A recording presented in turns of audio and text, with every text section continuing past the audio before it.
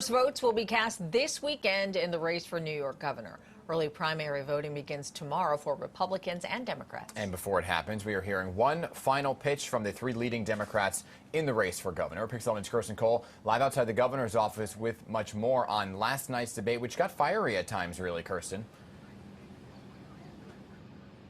Well, and debates are meant to be a little bit fiery, right? We're meant to see sort of the more, invested side of these candidates as they're really making these final pushes to get voters to pay attention to them, to their messaging, and hopefully ultimately get their vote. Governor Kathy Hochul, of course, the incumbent. She's got the biggest war chest out there, and she's also the toughest one to beat. She's attracting most of the punches from Congressman Tom Suozzi, as well as New York City public advocate Jumaane Williams. You can see them on stage as they faced off on the issues about crime, undocumented immigrants, the environment, and also affordable housing. They went back to an issue that got pretty well pummeled in the prior debate as well, and that was the fact that the NRA gave the endorsement to the governor, giving her the highest rating during an election 11 years ago when she was facing off against a Republican candidate.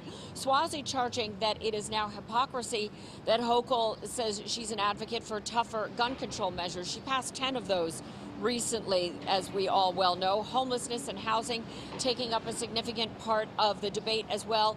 Hochul showcasing her bill to convert hotels to housing, and also the plan to build 100,000 more affordable units and getting more money into repairs for NYCHA.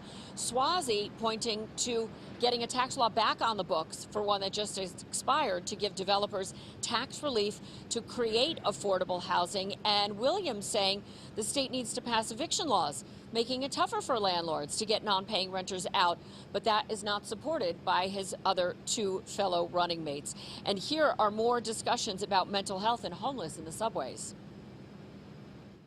Getting people off the subway requires the efforts under Kendra's law to actually implement the law and actually expand the power under Kendra's law. We got zero money for housing vouchers. We don't have a continuum of care structure for mental health. The thing that we need is a governor who has been working on these issues like I have in the city. It's up to us as a society to recognize that housing is a basic human right. And I will make sure that we do everything we can to help these individuals get the support they need. And that's why our $25 billion plan has money, over $1 billion, for supportive services as well. Here's what voters think about the three candidates. A poll from Pix 11, Emerson College in the Hill, giving Governor Hochul more than half the total votes, 57%.